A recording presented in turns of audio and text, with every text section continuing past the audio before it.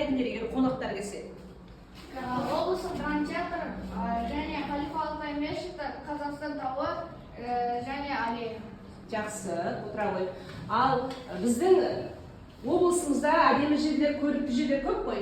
Қай жерлерге апарар едіңдер, көрікті жерлер? Аяру? Қарағай және де Мұхтарма және де Альпі. Жақсы, отыра ғой. Балдар, яғни біз бүгінгі сабақта маршрут жасап үйренеміз. Яғни туристік маршрут деген тақырыпты өтіп, сол тақырып бойынша маршрутты қалай жасау керектігіне тоқталамыз. Ол үшін қазір әр топтан, топонимика тобынан, ескерткіш тобынан және тарих тобынан бір оқушы келсін де менен тапсырма алсын. Келе ғой. Жақсы.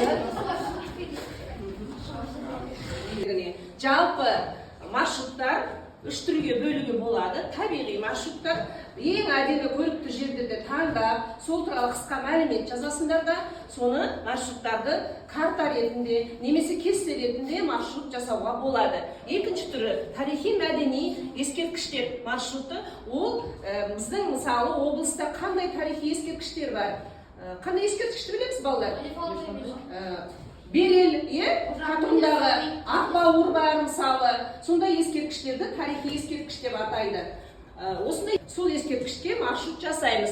Үшінші аралас, бұл жерде тарихтың ескерткішпен және немене ескерткіштер жаңағы аралас болады. Тарихи ескерткішпен табиғат аралас болады. Екінші комикс мүсін жасау, археологиялық тарихи ескерткіштерді таңдайсыңдар, қандай ескерткіштер бар біздің Шығыс Қазақстанда, сол бойынша.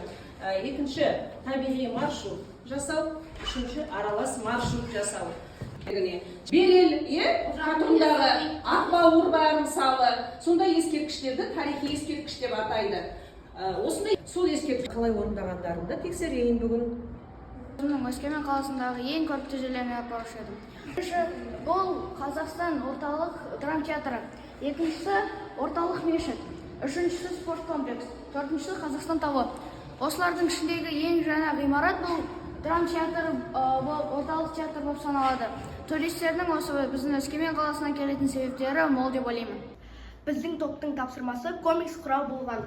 Комикстің мазмұны бұлай: Ақбауыр кешені. Өңірдегі петроглифтер зұлымдықты жеңуге көмек береді. Жер анаға, табиғатқа сенген шақ түркі тайпалары Ақбауыр құтқарады. Біз Шығыс Қазақстан облысының аралас маршрутын жасадық. Алдымен Өскеменнен шығып Ақбауырға барамыз. Сол жерде біз дәуірлердің деректерін тамашалауға болады.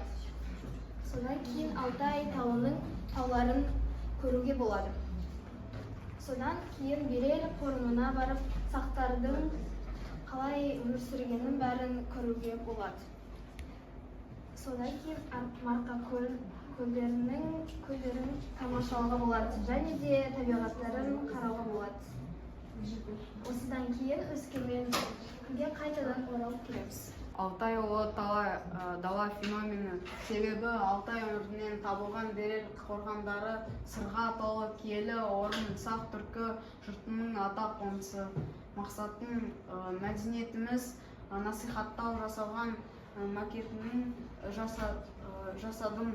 Осы үш тауларды таңдадым. Бірінші тау ол Алтай таулары. Алтай тауларына қазақстандық бөлінді. 4 ауданға бөлінеді. Және де бұл Тарбағатай таулары.